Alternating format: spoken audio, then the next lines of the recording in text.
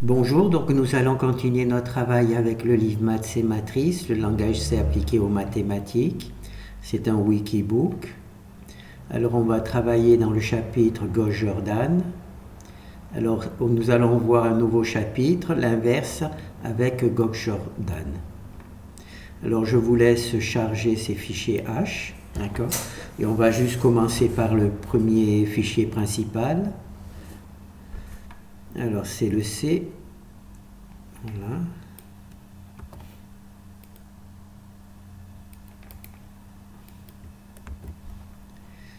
Alors on va voir ce qu'il fait. Alors il nous présente une matrice A, d'accord?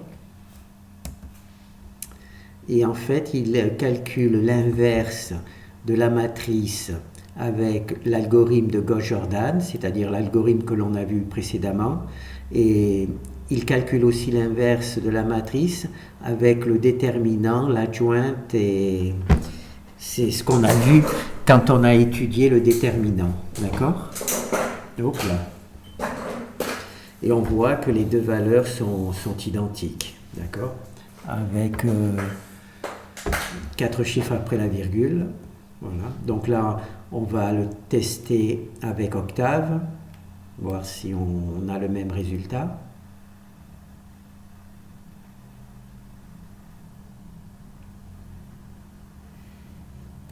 Voilà. Ah, pas de chance. J'ai oublié de sélectionner le texte. Voilà. Alors, on va rapétisser la truc. Voilà. Voilà. Et on voit que c'est exactement les mêmes valeurs. D'accord? Et naturellement, on obtient les mêmes valeurs avec les deux algorithmes. Cette nouvelle fonction qui calcule l'inverse à partir de la méthode de Gauss-Jordan, avec celle-ci qui calcule l'inverse à partir du déterminant. D'accord? Donc c'est bon.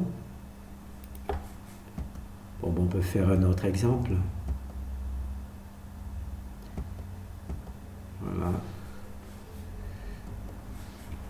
Alors là, on va vérifier avec l'algorithme, avec Octave. Et j'ai pas sélectionné le texte. Hop là, on sélectionne le texte. On le met dans Gauss-Jordan. Voilà, donc là, c'est le résultat. Et nous, il faut couper le résultat. Voilà. Alors, où c'est qu'il est le résultat? Ah, il est mal placé. Il est mal placé.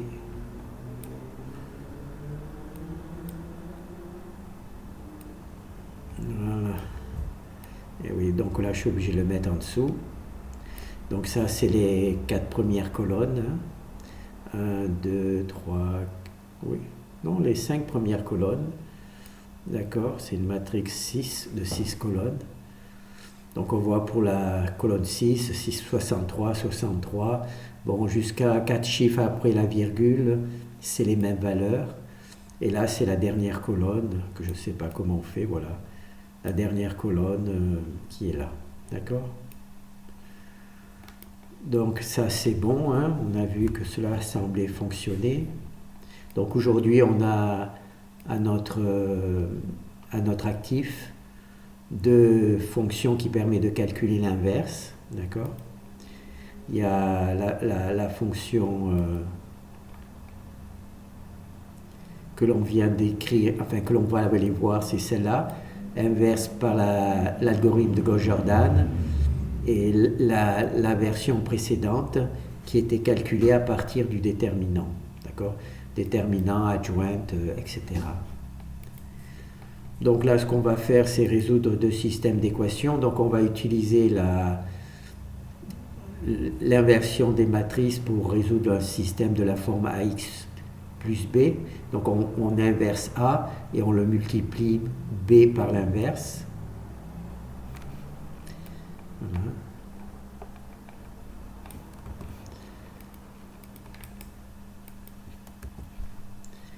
Alors on va juste faire l'exemple, voir un petit peu comment ça se passe.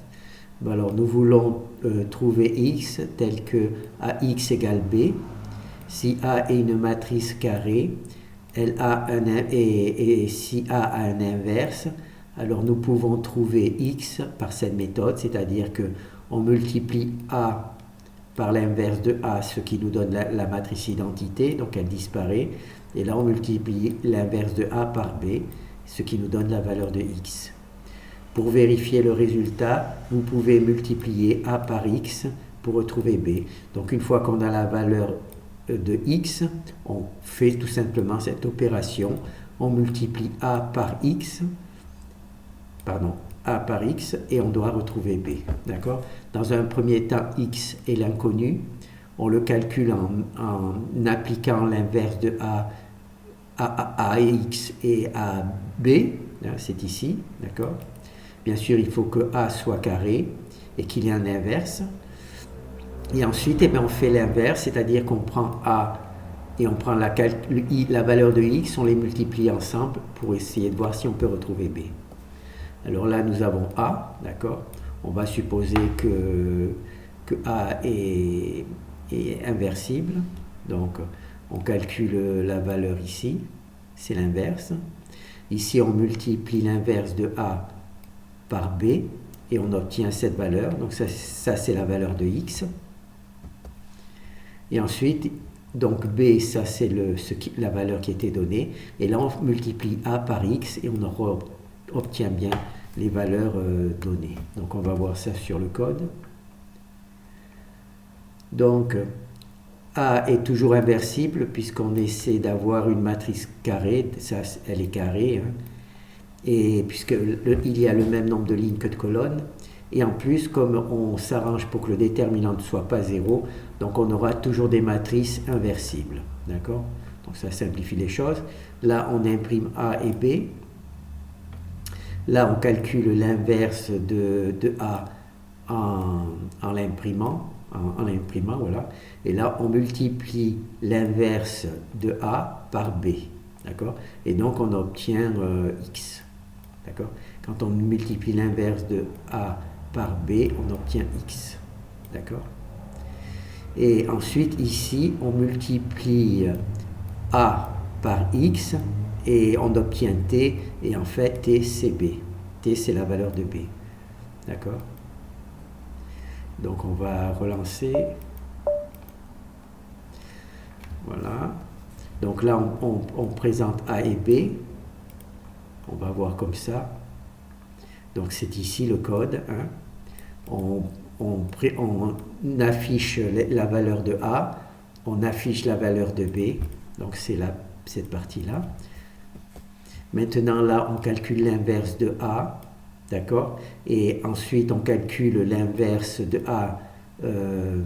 On calcule X en calculant l'inverse de A multiplié par B. D'accord? Donc c'est ici le code. Donc dans un premier temps, on appelle la fonction inverse Gauss-Jordan qui nous donne l'inverse de A. D'accord?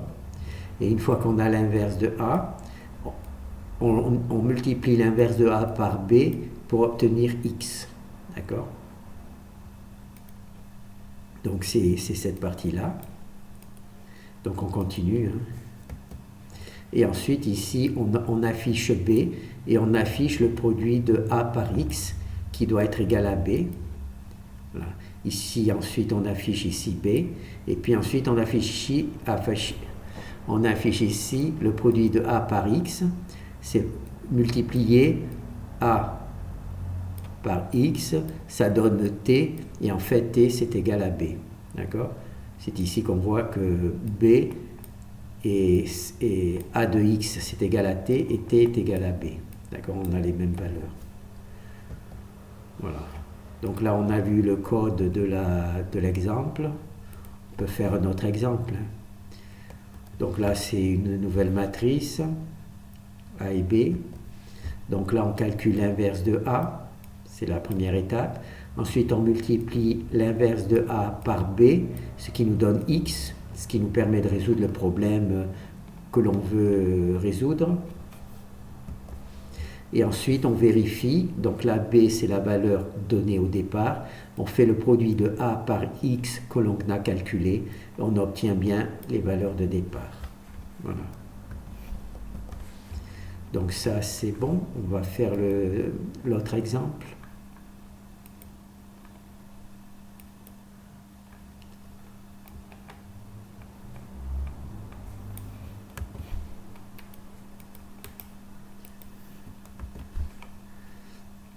Alors on va voir de quoi il retourne. Alors le système d'équations linéaires avec des coefficients communs, d'accord. On a ici un système d'équations linéaires où à chaque fois la matrice A est identique, d'accord, mais B est différent. Et donc il faut trouver tous les x1, x2, xn qui correspondent au B1, B2, Bn. A étant toujours identique.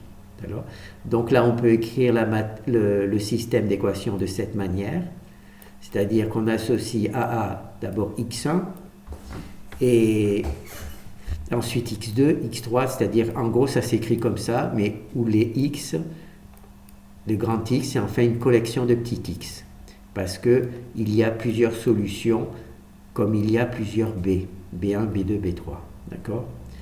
Donc les B, c'est l'ensemble des B1, B2, B3, et les grands X, c'est l'ensemble des X1, X2, Xn.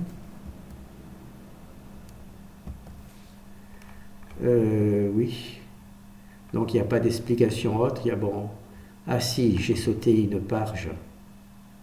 Alors ce que nous voulons, donc je vais recommencer. Parce qu'en appuyant sur la touche, j'ai fait passer deux choses. Donc là, c'est le système d'équations linéaires, d'accord, où B, où on veut résoudre ce système d'équations linéaires, où A est constant, mais X, c'est B qui n'est pas constant. B peut avoir la valeur B1, B2, B3, Bn. Donc ça nous donne pour X, X1, X2, Xn, d'accord. Alors nous voulons trouver X tel que AX égale B. Donc ce qu'on va faire, c'est que l'on va multiplier l'inverse de la matrice par B, en se rappelant que B c'est toute une collection de nombres, d'accord, toute une collection de nombres différents, donc ça va donner une collection de X. Et ensuite, eh bien, on va multiplier A par X pour voir si on retrouve bien l'ensemble des B. Donc là, on a notre matrice A, d'accord. Ici, c'est une collection de B. Alors 1, 2, 3, 4, 5, 6. Il y a 6 colonnes de B différents. Donc on calcule ici l'inverse de A, d'accord. On fait l'inverse de A, ça donne... on prend l'inverse de A, on le multiplie par B, c'est-à-dire par la collection de nombres, ça nous donne x1, x2, xn, d'accord, ici 6x. Ici ensuite, on prend notre collection de B qui est donnée dans le problème, et quand on fait A multiplié par x1 que l'on a calculé, ça nous donne bien B1. Quand on fait A multiplié par x2 que l'on a calculé, ça nous donne bien B2. Et quand on fait quand on fait A multiplié par xn, ça nous donne Bn qui lui nous a été donné, et xn c'est celui qu'on a calculé. D'accord? Donc on va voir le code, comment c'est écrit. Donc alors toujours, A est une matrice carrée, donc il n'y a pas de souci pour la taille. De plus, son déterminant n'est pas nul, puisqu'on s'arrange pour faire une boucle pour que la matrice n'ait pas de déterminant nul. Donc ça veut dire qu'on peut toujours inverser A. D'accord?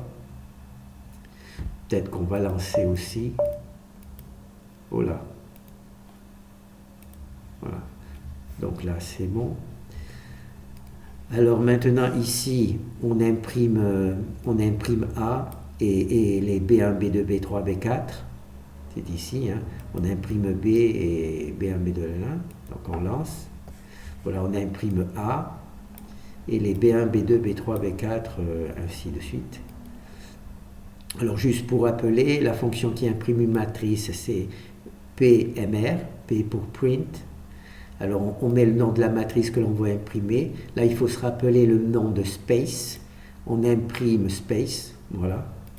Alors S, c'est pour l'espace que l'on laisse entre les nombres. P, pour point, virgule, c'est le nombre de chiffres après la virgule. Et C, c'est pour le nombre de colonnes par ligne. D'accord? Donc là, il y a 6 colonnes par ligne.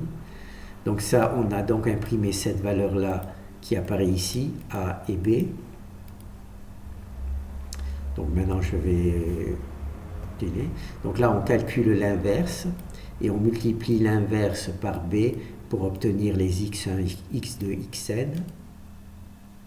Alors c'est ici. Ici, j'applique la fonction inverse de A qui me donne l'inverse de A. D'accord? Et ensuite, cet inverse-là, je le multiplie par B et ça me donne x. Et la fonction qui multiplie, c'est celle-ci. Donc on multiplie l'inverse par B et on obtient les x, voilà, tous les x. Donc ça, c'est la solution du problème. Et ensuite, on va vérifier en multipliant tous les x par A en espérant de retrouver B. Voilà. On va multiplier tous les x, les x1, x2, xn par A en espérant retrouver B, et bien on retrouve bien B. Voilà. Et c'est ici, donc ici on imprime B, et ensuite on multiplie tous les A par X, et on obtient T, et en fait T c'est la valeur de B. D'accord? Voilà. Donc ça c'est bon, hein? Donc on a vu, hein? Il n'y a rien de particulier.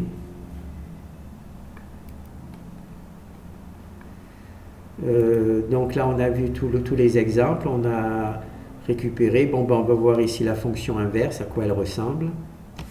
Alors on va essayer d'agrandir un petit peu, plus, hein, on peut agrandir tant qu'on y est. Hein. Alors le nom de la fonction est comme ça, inverse. J'ai rajouté Gauss-Jordan, puisqu'il y a l'inverse la fonction inverse MR qui calcule l'inverse à partir du déterminant. Ça on l'a vu précédemment. Donc il rentre la matrice A et il en sort la matrice inverse. Elle ressort ici, hein, inverse de A. Alors ici on récupère la taille le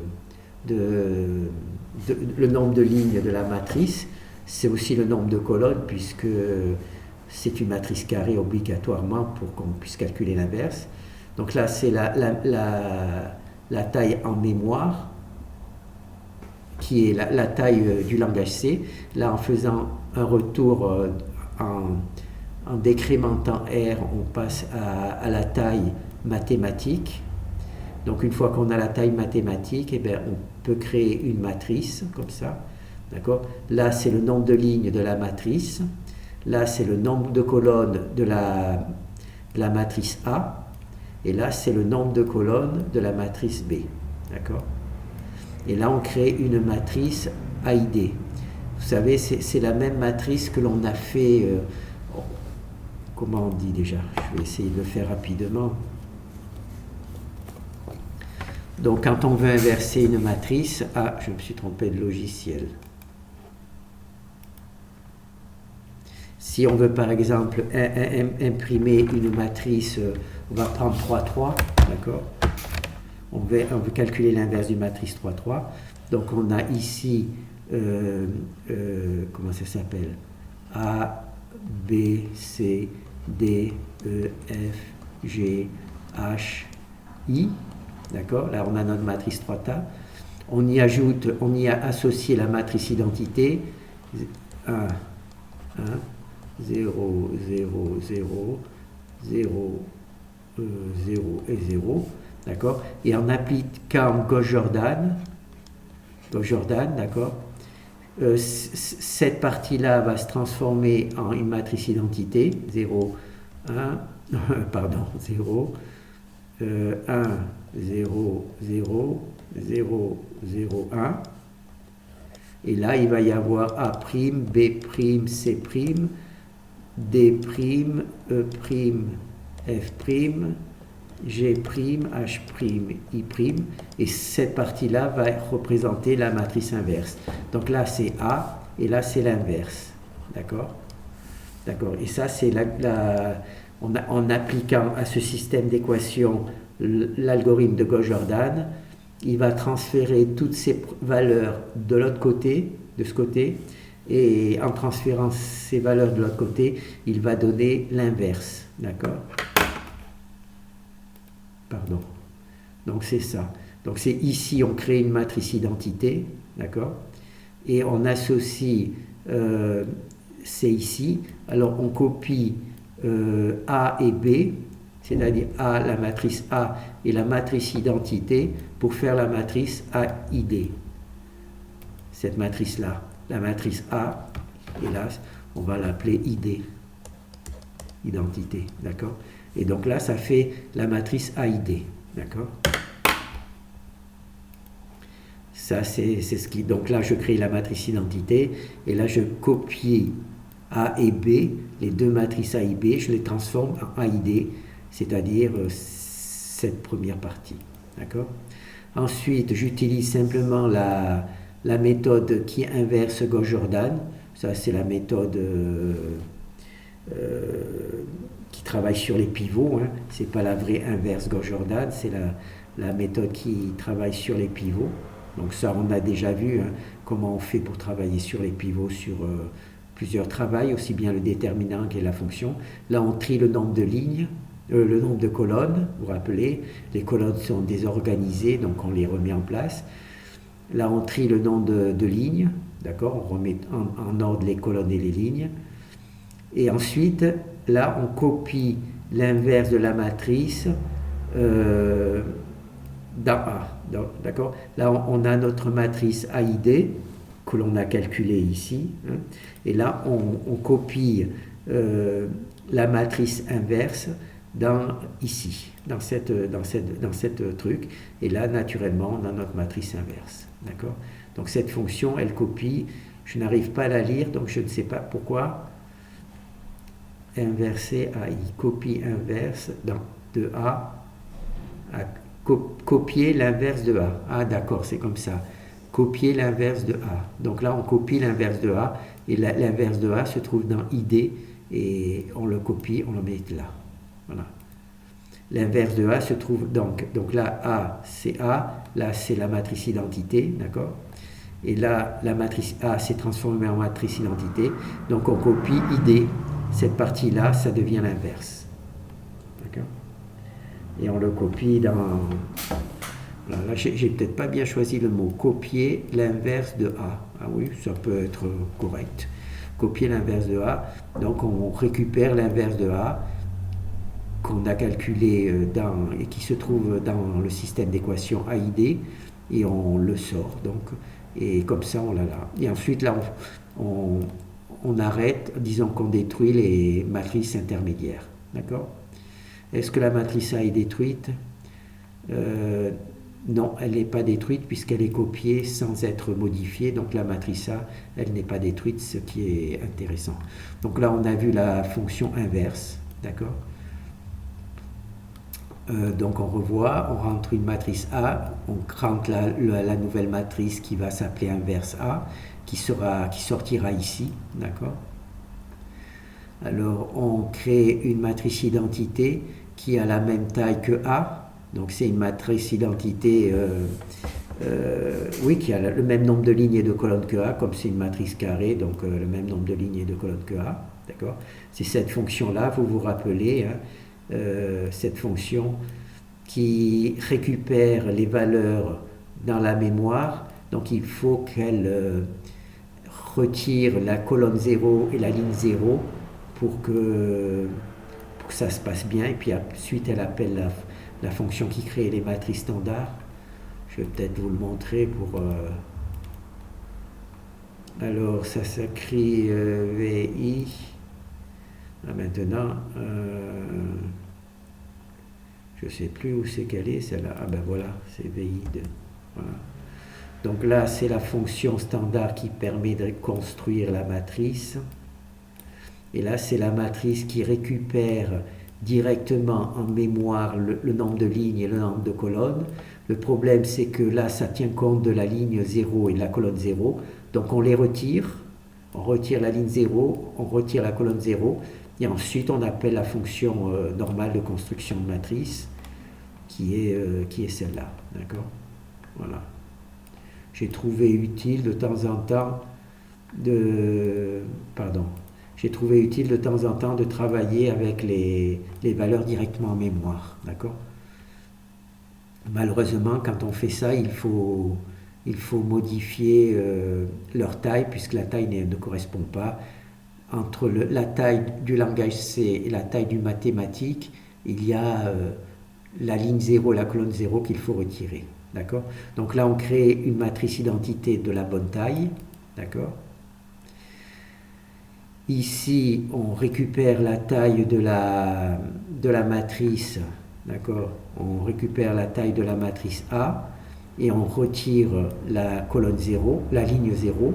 Comme c'est une matrice carrée, la ligne et le nombre de lignes et le nombre de colonnes, c'est la même chose. Donc maintenant, là, on crée une matrice particulière qui est AI2. Donc, elle aura le nombre de lignes le même nombre de lignes que A, le même nombre de colonnes que A, et pour A, et pour B, elle aura le même nombre de colonnes. Donc c'est une matrice, c'est exactement cette matrice-là que l'on construit, d'accord? Où A aura le nombre de colonnes que A, et pour B, ici c'est B, il y aura aussi le même nombre de colonnes que A. C'est ici RR, tout a le même nombre de colonnes. Alors, une fois qu'on a créé cette matrice, on va pouvoir y copier à l'intérieur la matrice A et la matrice identité, d'accord, pour obtenir cet espace. Et une fois qu'on a cet espace, eh bien, on applique l'algorithme Gauss-Jordan, d'accord. On remet les colonnes en ordre, on remet les lignes en ordre, on copie l'inverse, donc là on a l'inverse, on copie l'inverse qui est dans IDE dans l'inverse de A, et on a bien notre matrice. Alors là au-dessus, c'est la fonction qui calcule le pivot. Non, on ne va pas le regarder pour l'instant, hein. Ça va aller trop loin. Donc là, on a juste vu la fonction Gauss-Jordan. Merci.